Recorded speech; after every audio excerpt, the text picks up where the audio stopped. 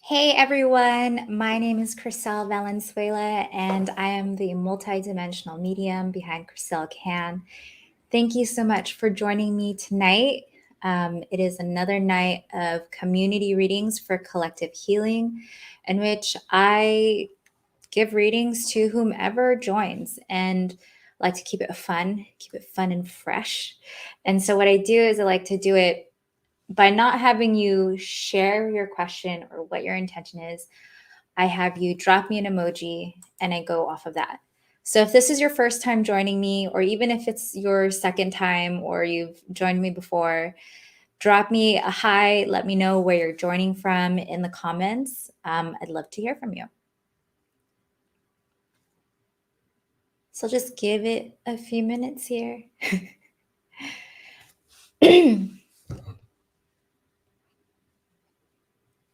And I should probably share, thank you to any replay watchers too. Couple announcements. I know I've been playing around with the schedule for these community readings over the last year and a half. And I think I've settled on a schedule finally. And I'm going to commit to doing these live streams here on Twitch, on YouTube Live, and for now through the Facebook group. Once a month, every third Thursday here at 5 p.m. Pacific time.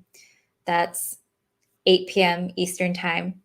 So I've already updated it in Eventbrite if you register there for free reminders. And I've also updated on my website. Any other announcements that I have? I do have a psychic play circle coming up this weekend. And I created the psychic play circle because when I started my psychic development, I used to attend these bi-monthly development circles. And in these development circles, it was a safe place to practice and refine your psychic abilities. And we would basically go and read someone. Sometimes it was reading other students. Sometimes we would have someone come in and everyone would read this stranger. And they were really helpful and really valuable for my development. And I did that for as long as I could, or actually I did that until I felt like I plateaued and I wasn't learning anything new. And then after that, I went and got a one-on-one mentor. What I've done with the development circle is it's still a place where you're going to practice, but I feel like I bring more fun into it. I make it feel more lighthearted and simpler and easier. Because what I find with most people is they get really tense when it comes to giving a reading, especially if you're new to it. And that is a way to cut yourself off from your connection and to limit it. So I find that the most energy flows and you can get the most information when you're relaxed. And so that's why I call my development circles psychic play circles. You're definitely going to have fun because that's just kind of my personality. But I also want to bring a lot of fun and joy to the practice because it carries such a stigma. So let's see who is joining me. Drop me a hi in the comments. Let me know that you're here and we can go ahead and get started. I also want to mention that I'm coming out with new offerings. Actually, I lie. I was going to say no new one-on-one offerings, but I do have new one-on-one offerings. I've made some changes to my mentoring program where I have 3 levels of commitments. And I've created these different tiers of commitments because if you are only going month to month, it makes it hard to really plan ahead and see a bigger picture. And then if you are open to more of a commitment, it makes it easier to plan and bring more, move around more energy and bring more intention when there's a bigger commitment. So what I've done is I've created these 3 different tiers for my mentoring program. And the first one is a month-to-month commitment, and it's called Step 1. And I call it Step 1 because if you are a person that doesn't even want to go into a group setting, but you want to learn how to use your spiritual abilities and how to use it in a very practical way, Step 1 is for you. The next tier is a 3-month commitment, and I call it the Soul Seeker commitment. The Soul Seeker is about someone who wants to really explore their spiritual abilities and develop them and refine them further. The Soul Seeker commitment can renew after every 3 months, but you can also graduate that into the longer 6-month commitment. And in the 6-month commitment, it's called the Soulpreneur commitment. And the Soulpreneur commitment, what I do is actually I get people that develop their spiritual abilities and then want to share it in service with others. And so I really go through the mindset, the structure, the strategy on creating a business that supports this new ability and the love that you want to share through it. So if you want to see more information on my mentoring tiers, you can head to my website and check it out. It's all been updated on my website. And then I do also have a new program coming out in December. And if you're on my mailing list, then you will hear about it there first. I've already started to share information about it on my mailing list, and it's called A Gentle Awakening. Because I just think about all these people that share about their Kundalini awakening. And sometimes you have to go through that, but that's because of your mindset. Like if you believe that things need to be difficult and that things need to be rocky and tumultuous and intense in order for it to be valuable, those are the situations that the Kundalini awakening happens in. And when I say Kundalini awakening, it's when your Kundalini or your energy of all of your energy centers awakens. And it could be really overwhelming because it's such a huge gap that you're leaping from. And actually, I feel like that's what I'll be talking about today because it feels like such a huge theme. So we're on that topic. If you guys are joining, go ahead and drop me a hi in the comments. Let me know that you're here. Let me know where you're joining from. And I'm just going to talk about this whole idea of the root awakening or the Kundalini awakening. And so your soul is the very core of you, and your soul vibrates. And when it crystallizes, it forms your beliefs and your values, which is by definition your mindset. And then your beliefs and values have a vibration too, which is very much a continuation of your soul's vibration. And when your mindset, your belief system vibrates, that crystallizes and creates your physical reality. I want to start there because you'll hear me talk about this often, and this is how I teach. But your beliefs will shape everything else that happens in your physical reality. So if you believe, if you are telling yourself that you don't believe, we'll talk about that in a second. But if you believe that things need to be difficult, and if you're telling yourself I think things can be easy, I will challenge you to, hi Dee, thanks for joining from the Midwest. So if you think things are difficult, if you think things need to be difficult, and if you're saying, well, I don't think things need to be difficult, I would challenge you to dig into your family lineage and simply research what the mindset of the people in your family, of the generations before you, what beliefs they subscribe to. And you will find hints of what their belief system, of what their views were on whether things needed to be hard or easy through different clues from their history. A lot of Christians will tell you, will believe that things need to be difficult, that you need to suffer in order to be successful, that you need to work very hard because that's the Protestant work ethic. Martyrdom, that's Catholicism. Like Christianity believes that you need to work very hard and be humble and meek in order to be successful. And that translates into things needing to be difficult in order to be successful. There are other ways that this shows up in life. So I was trying to think of another example of it, but I'll just move on. So if you believe things need to be difficult, then it means that you're setting up for your reality to support that. And ways that that can also show up is that, victimizing yourself.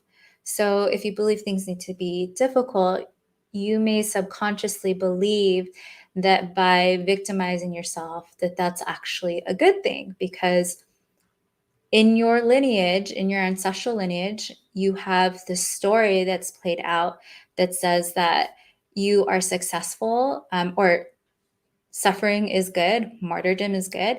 So if I'm victimizing myself, that actually fits that category, and so then that is also good. And so when you have these kind of beliefs, they play out in every part of your life. So if you struggle to make more money, and it's not until you've reached rock bottom that things actually get better, that's because you have a belief that things need to be challenging or difficult. If you go through cycles of abusive relationships, it's that can also come from the belief that things need to be difficult. If you go on continuous patterns of the same kind of like abuse or issues or trauma, that can also be the belief that things need to be challenging playing out in your mind. And how do we shift that? How do we change from that? If we understand that our beliefs are going to shape everything else that happens in our reality, do we just switch? Do we just flip a switch and we say, well, then things are easy? And it doesn't work that way, because people don't. Hey, Bethany, thanks so much for joining. It doesn't work that way because we don't just make a switch. We just don't flip a switch and then like change our beliefs. The way that I work with my clients is that I always tell them, take baby steps, because if you try to make a drastic change, if anything, you're going to shock your nervous system, and you'll most likely, I'm getting the vision of like freezing and not making any progress from that point.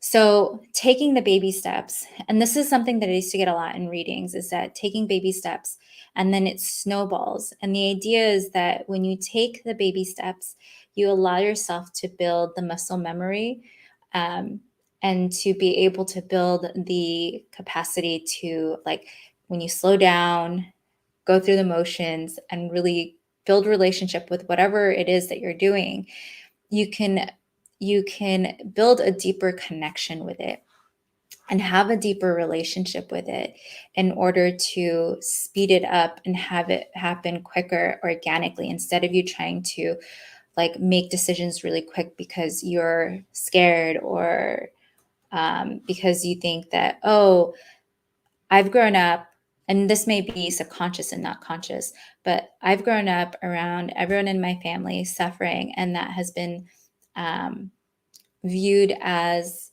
humble or something to be proud of. Like he was a good man because he worked really hard and worked to his last breath, sort of a thing.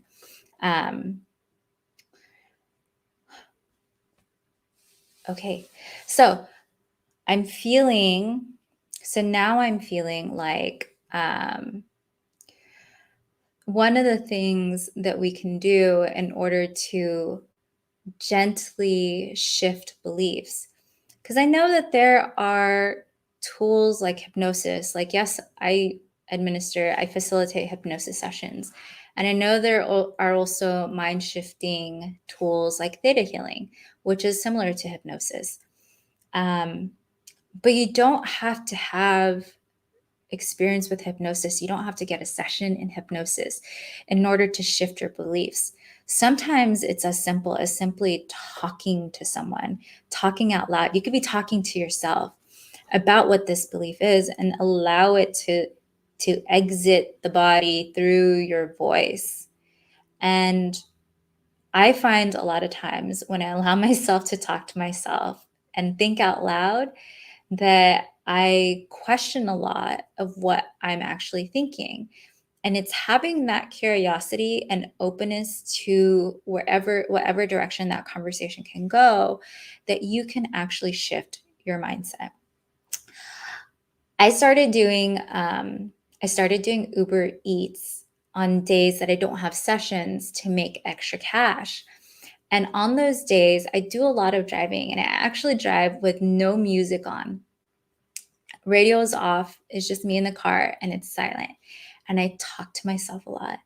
And I'm talking through all the ideas in my head.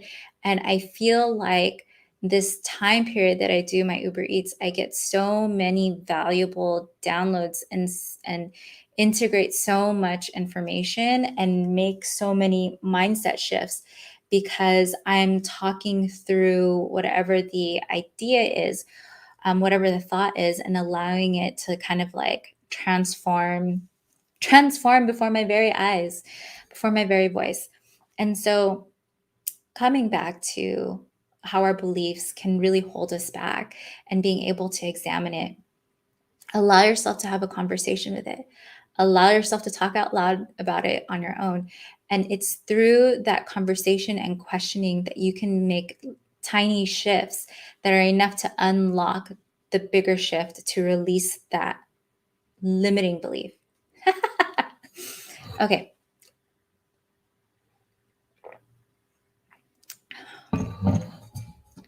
So we have a few people here. If you guys want a reading, drop me an emoji in the comments. All you have to do is think about your intention and do not share it. So whatever it is that you are wanting guidance on, or if there's someone that you want to connect with, go ahead and think about that. Let it land in your heart and let it get really cozy and warm in your heart. And as you let it build a home there and you really connect and feel into it, when you're ready, take a deep breath and then drop me an emoji in the comments. And then I will be reading off of your emoji. Now, what I do ask is that if you do get chosen for a reading, that you share how the reading resonates with you. And I ask that because I do these readings to show people what's possible through developing your psychic abilities, what is available to you. Because I know I grew up as sort of like a skeptic, scaredy cat. And I know that I used to try to think, I used to think about how could this person, how could this psychic, how could this medium know this about that person? I would try to debunk it in my head when I was growing up. I grew up watching John Edwards and I used to watch it and think like, how can he know this? Like, does he really know this? So yeah. And then it wasn't until I was in my own place where I felt like I was so depressed and I was hitting rock bottom and I was just kind of like open to trying anything new to help myself. And that's when I found psychic development. All right. Okay, I'm gonna go with Lynette, who's gonna show up as Facebook user. And then I will go with Bethany afterwards. So if you guys are sitting on the sidelines and you're kind of like, who do I really want to play with this? I don't know, hibbity jibbity stuff. Watch, see what kind of feedback these people give. And then if you feel comfortable, then you can drop your emoji. Hey, Jackie, thanks so much for joining. All right, so I'm going to start with Lynette. And I may look off to the side just so I don't get distracted. Like that's what I do often in private readings is I try to look off to the side and because I get really distracted so I could stay in the flow. And then my wonderful assistant, Ira, is going to be throwing your comments up on the screen as you share any feedback. So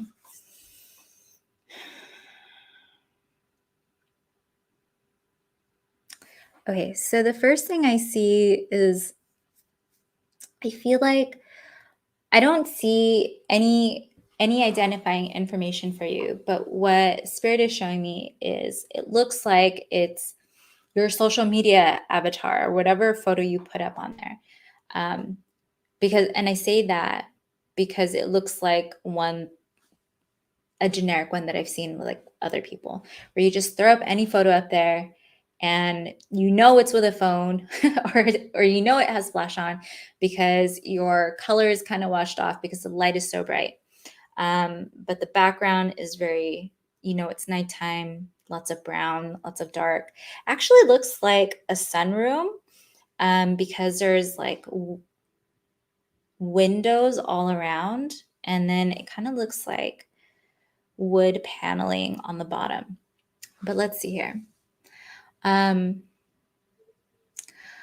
person in this picture, I feel like is an avatar, meaning it's just a representation of you.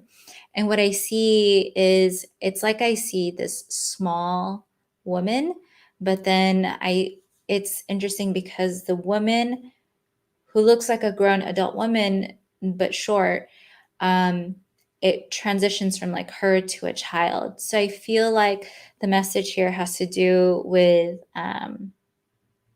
inner child healing.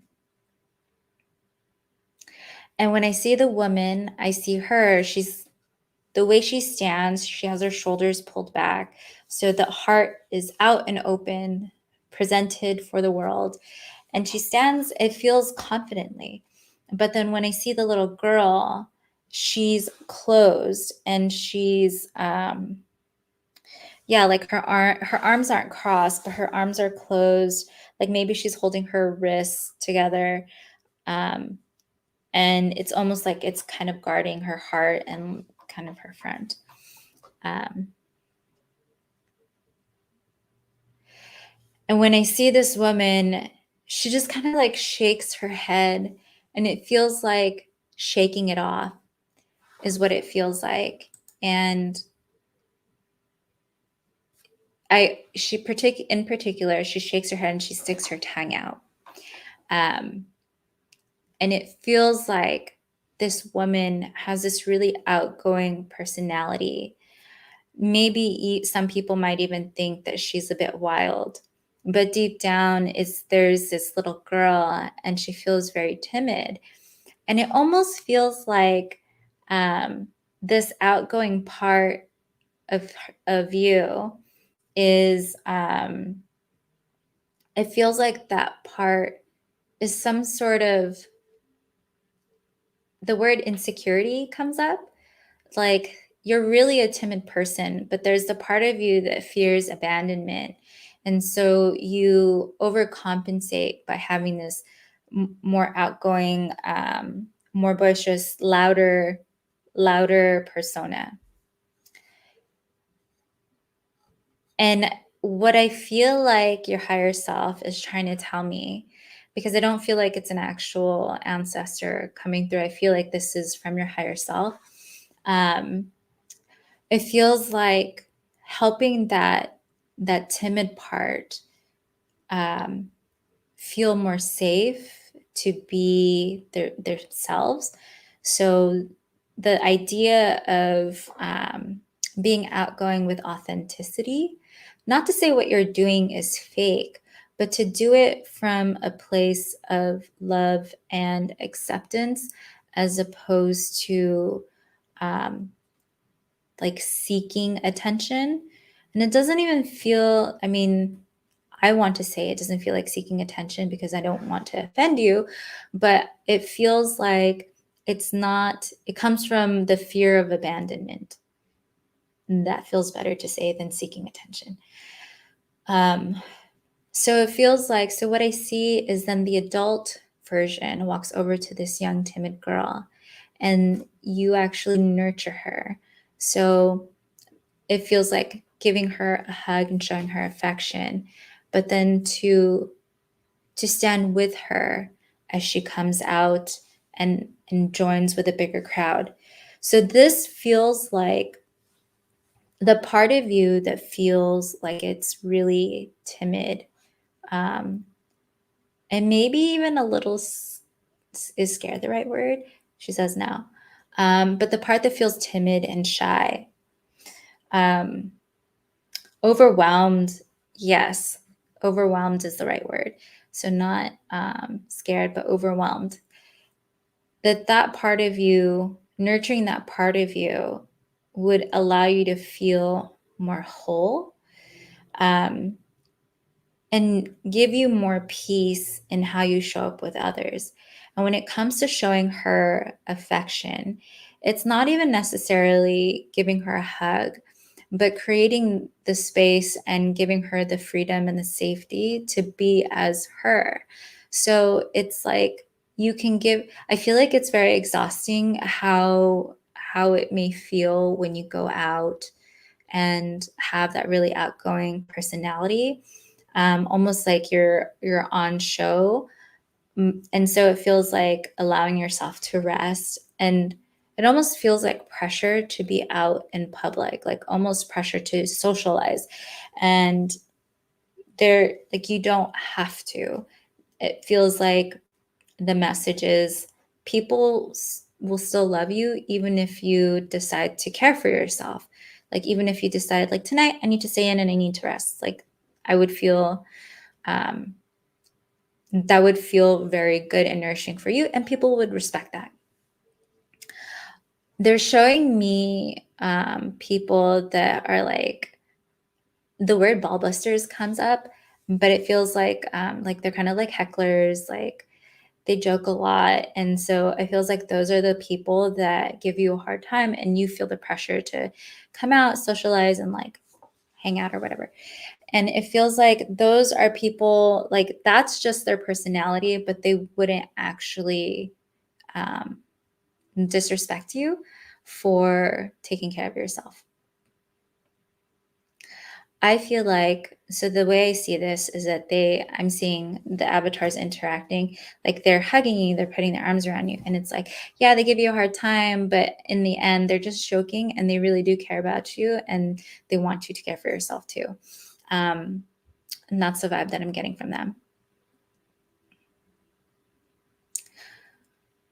What I'm seeing also is, it's like I hear music playing, like dance music, and there's clapping, but it's like clapping to the song. And so it feels like if you feel like you need to let the energy out, like it doesn't have to be this really animated, like way of talking that you can actually, it just feels like dancing. It feels like dancing and moving to music would also be good for you. So it almost feels like, I don't know if you're consider yourself neurodivergent or if you've been diagnosed, but it's almost like with neurodivergent people or people with ADHD, and how they have a lot of energy and they feel like they don't have a clear way to channel and use it. But it feels like music would be really helpful for you in giving it an outlet.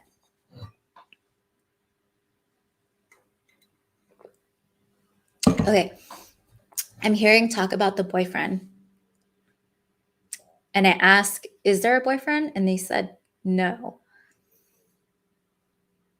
And they're saying that, I'm asking, well, why do you want me to talk about the boyfriend if there's no boyfriend? And they're saying she wants a boyfriend.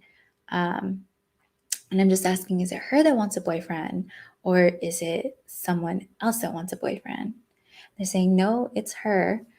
So let's see.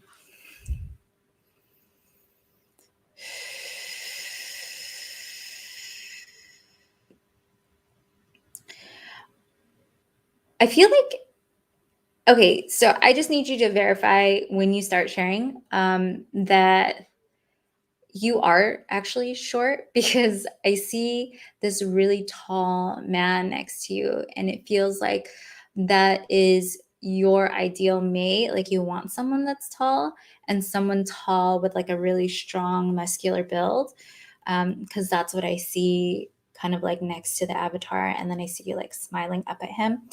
Um,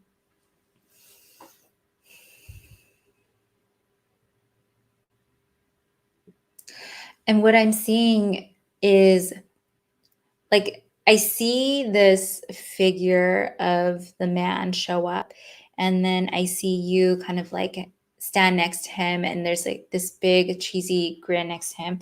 But then I s- it feels like I see you and you grab it and you pull it down, like whoever this man is, but you stick them into like the palms of your hand and you bring them into your heart, and it feels like knowing that the love exists within you first. So that is so true. I don't have any desire to go out anymore because I feel I'm always being judged, because my dad just passed and he had a 40-year younger female friend that took advantage of him, and I disconnected myself from them before he passed. And our small town looked down on me. Yeah, Lynette. It's Lynette, right? Yeah, Lynette, I feel for you. That's rough. And so I feel like the inner child in you is dealing with so much pain and sadness, because I see her crying. And it feels like if you allow yourself to really sit with that, with what you just shared, and even if it means sharing it with people that you truly trust, allow yourself to talk about it and to just let the energy out. I deal with so many people that don't have a good relationship with their emotions, because we were raised to believe that our emotions are bad, a sign of weakness. And our emotions are data. And our emotions are data of what we are moving through, even if it's grief and sadness. And so, with a lot of people that I work with, they have a hard time even letting themselves cry. And what I tell them is like, well, you're going to let yourself cry. And if that means crying into a pillow and screaming at the top of your lungs, you're going to do it, because you are becoming a volcano and that energy needs an outlet. So find a safe way, a safe place, a safe space for you to let it out. But there's no point in holding it. It's already exiting. Um, okay.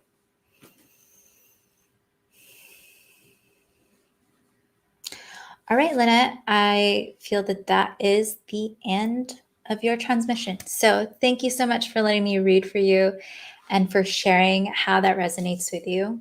I'm just going to clear from your energy.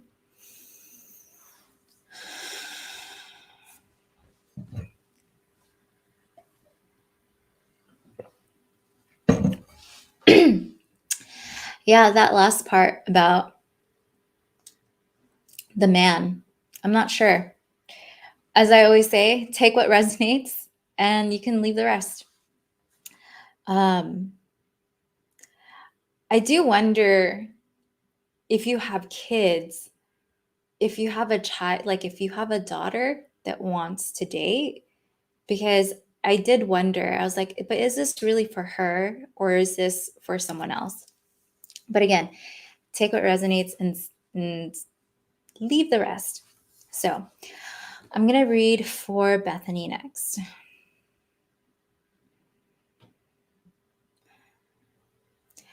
All right, Bethany. So the first thing that Spirit shows me is actually you moving. I see you, and not like changing houses, but I see you with a lot of movement. And I see it as you doing the Running Man. I've talked to you before. I don't know how old you are. I wonder if we are around the same age, because that was the time of the Running Man when I was when I was like in elementary school. And it feels like doing this kind of like movement with your hands, your arms, and your legs to help build the heat, to help build the energy.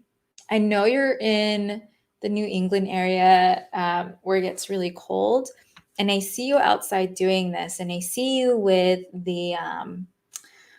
like the puffer jacket and the winter wear, kind of doing this movement. Okay, yeah, so we're like around the same age. So you know the Running Man. I once read for someone, and I made a Married with Children reference, and they had no idea what I was talking about. So I was like, am I old? And compared to them, I am. Um, so I feel like, okay, this is like, we know that this is very real. Seasonally affected disorder is like hella real. And so when it gets to winter, when the days are shorter and the nights are longer, like that's real. And it's, we don't talk about it enough. And I don't think that we share enough information on it so that people can identify, like, oh, there might be resources to help me with how I'm feeling during this time of year that I feel every year. I feel like you get seasonal depression. And so it feels like really soaking up all the time in the sun that you can, um, and allowing yourself to move and enjoy. Like, yeah, it's going to be cold, but just being out there in the light and in the sun is so healing and helpful and re-energizing for you. And when you have seasonal depression, it feels like that's really, really important too. I also feel like, because I know you have a little one, I can't remember if your little one is your son or your daughter, but I see you holding this little boy, and it feels like a little baby boy, maybe like 2 years old, or maybe a little younger. But he's small. And so you're holding this small child, and it feels like this idea of seasonal depression is related to the kid, because it feels like a segue, and that time, spending that time outside with him is really going to help you feel good, to do it with him and share it with him.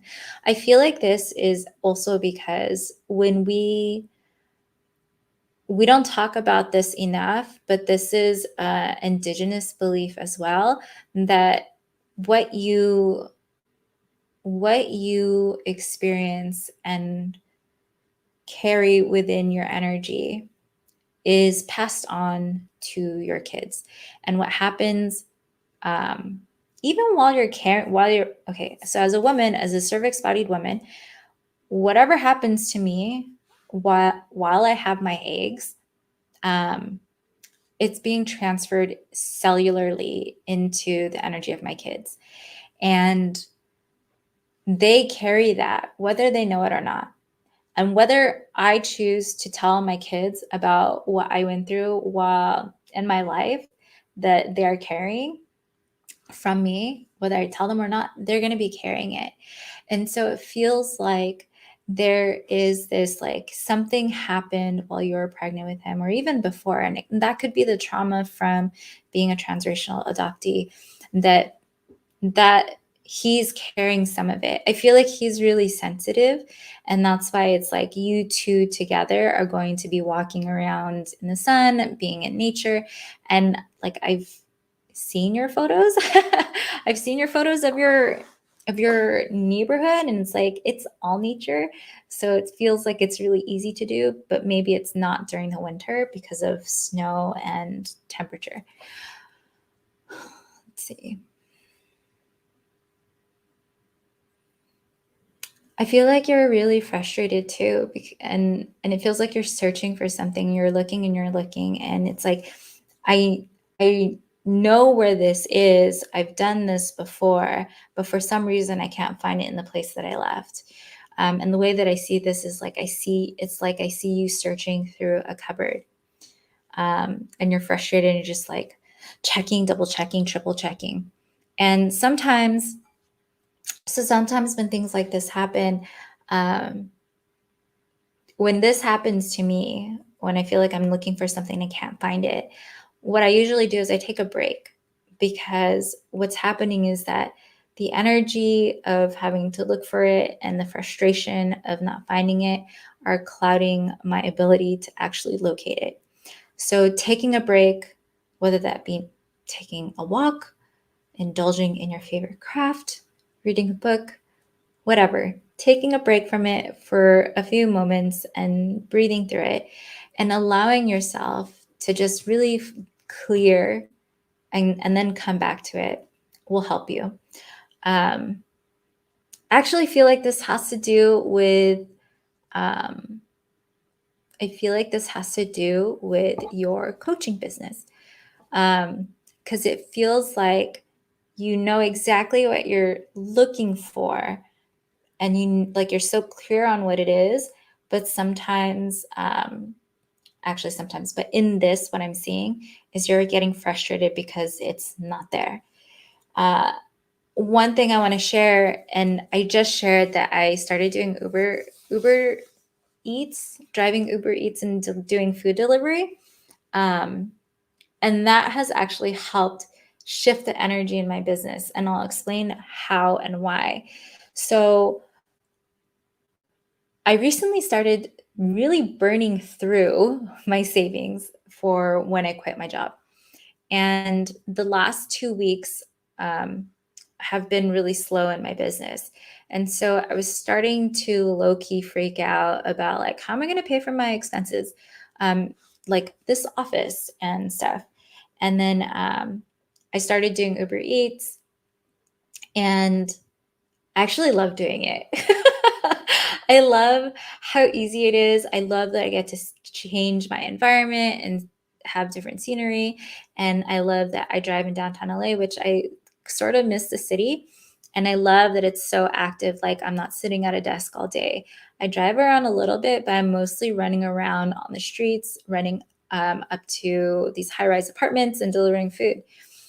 And having this other source of income has been really helpful in my business because I was putting so much pressure on my business to deliver. So if you think about it in terms of just like humanizing an experience and humanizing a situation, when people put a ton of pressure on you, it makes it really hard to perform. And especially if you feel like you're a newbie. So I say that because my business has really, I've only really been serious about it for the last year and a half ish. And so I still consider her a newbie. And for me to put that kind of pressure on her for my survival made it really tough for her to perform.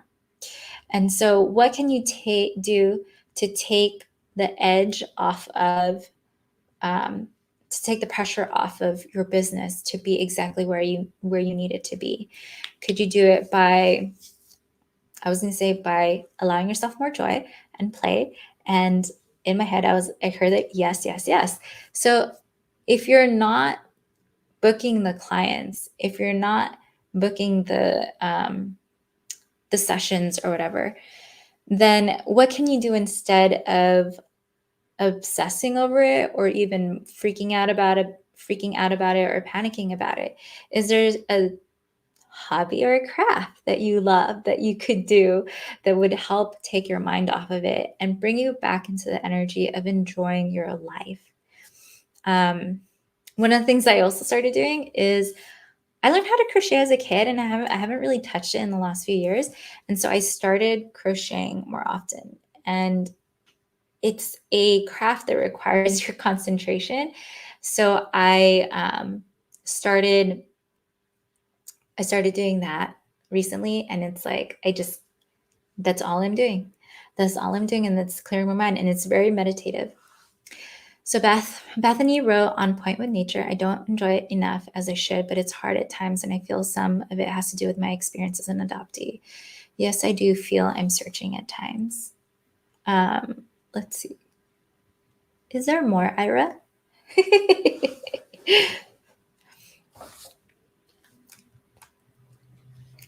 Okay, let's see if there's anything else.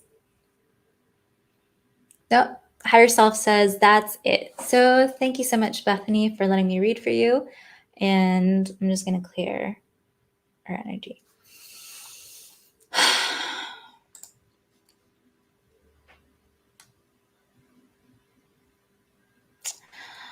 All right.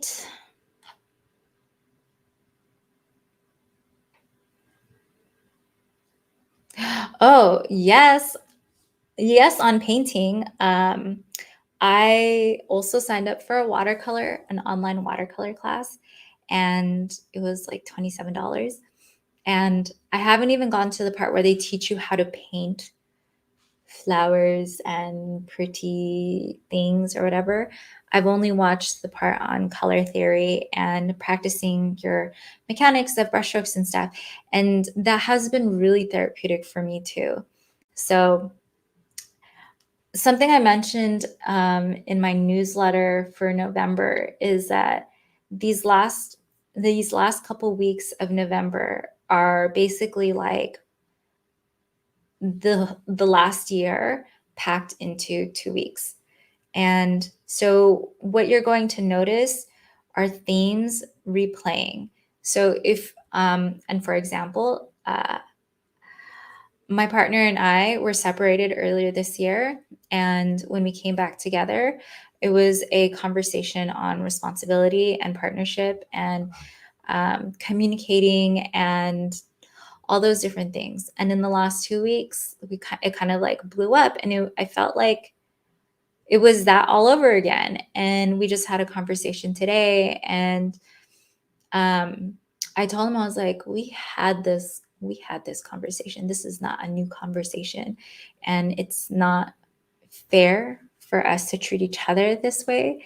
Like, we just need to communicate. And um, it was definitely an evolved version of what we experienced earlier this year, because instead of like pointing the finger at each other, we talked about how we were raised and how that affects our mindset and our belief system. So just to give you some context of it, I never grew up around my parents talking about having money problems. Like, maybe my parents talked about money problems, but they never made us feel like we're going to be homeless or we are going to starve or that we couldn't have things. I think I made up stories in my own mind about being able to have things, because I remember being in sixth grade and wearing my old school Vans until they look like sandals, and being too scared to ask my parents for new shoes. Like, I felt like I had to show them a stellar report card or something in order to ask for something as essential as shoes. Um, and I was the only one out of my siblings that felt that way. So it definitely wasn't something that my parents did. But my partner, on the other hand, grew up very differently, in which their family was very open, very like they communicated their money issues often. And so he grew up feeling like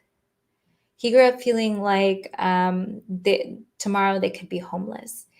And so that kind of played into our sense of safety and security in how we were like discussing responsibility and stuff. And it was like, hey, you don't have to freak out because everything's going to be okay. Like, everything's okay right now. It's okay. You're not going to be homeless. Everything's fine.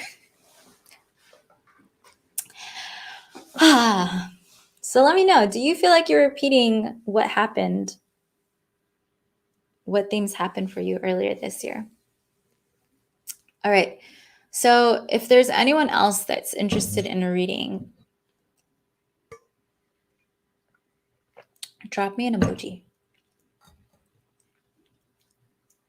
because I probably have time for one more. And then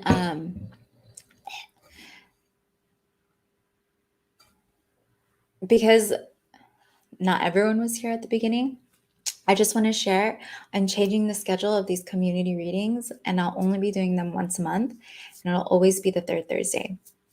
So if you love having a reminder or being able to add it to your calendar, you can head to my website and you can register for the event for free in order to get free reminders by email.